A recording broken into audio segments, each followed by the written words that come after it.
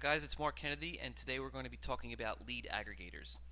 Lead aggregator sites are sites where you can register your business. So if you're a painter, you can register your business with a site like Home Advisor, who used to be Service Magic, and they will do their own marketing. So if someone searches for a painter in Philadelphia, they might come across Home Advisor either through pay-per-click SEO or other areas like radio or TV.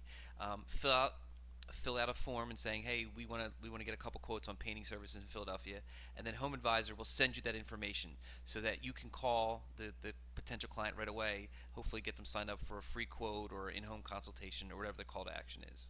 The way a lead aggregator website works is you sign up for a service and they're going to give you leads, and then you're going to pay for those leads. So you may be paying $25 for a painting lead or $100 for an attorney lead and things, and whatever vertical you're in, and there's going to be a cost of lead associated.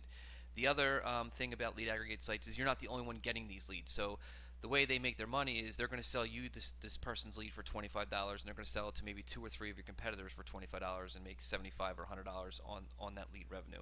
So a lead aggregator site can get you leads, but you have to understand the pros and cons.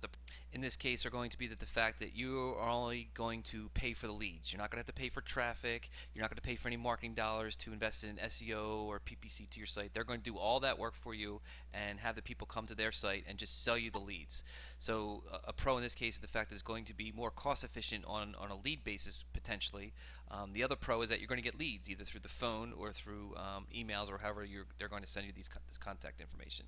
And while that's pretty good, there's also a lot of cons. So the con is that you're not the only person getting this lead. It's not a purely hot lead, meaning the people who fill out this form are going to get quotes from 4 people. So it's first come, first serve is usually the winner. And it's really aggressive, meaning if you get this lead through your phone and you don't call them back for an hour, that lead's probably gone. So you really have a short shelf life on these leads. It's very important to be the first one. And we know people who will leave in the middle of a meeting just to go get these leads because they're so hot. The other con to it is that sometimes the quality is not that great. I mean, these aren't people who've been to your site, who've looked through your portfolio and understand the quality of your service.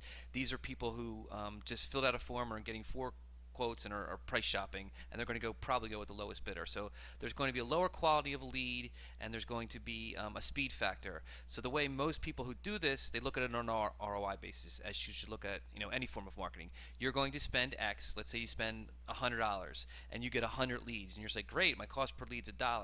Out of all those leads, you maybe got in touch with 50 of them, and out of those 50, 30 were crap, and then another 10 were just people who weren't sure, and then all of a sudden you get down to you got 1 customer.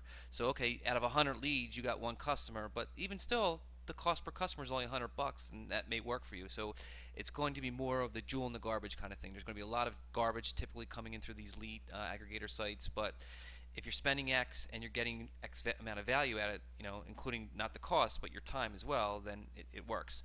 So I've seen it vary across the board, where sometimes it works pretty well and sometimes it just doesn't work at all, depending on the kind of person you are. Are you going to respond to these leads pretty quickly, and you're going to understand that some of them may be crap and you're going to put the time into trying to sell them? Then in that case it's probably going to work for you. But if you don't have the time to sift through all these and you don't have the time to respond right away, then a lead aggregator site might not be the best match for you. Again, with any form of marketing, you want to measure it on an ROI basis.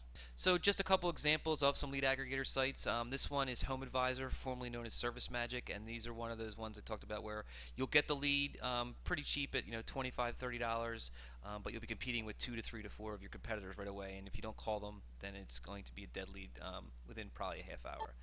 Another one in the home improvement industry is Angie's List. Now, Angie's List is a little bit better because they make you join before you can start tire kicking and asking for quotes, and you're allowed to put your reviews on there. So the quality in this case is a little better. Cost per lead will be a little bit higher too.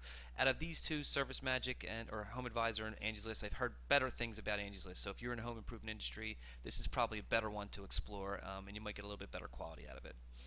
Again, there's other ones in other industries too. So if you're a dentist, there's 1-800-DENTIST, or if you're a lawyer, there's lawyers.com, and I'm sure if you can find other ones for different niches as well. So that's what lead aggregator sites are out there. So just understand the pros and cons, and if you're going to do it, I would test first before you jump in the deep end.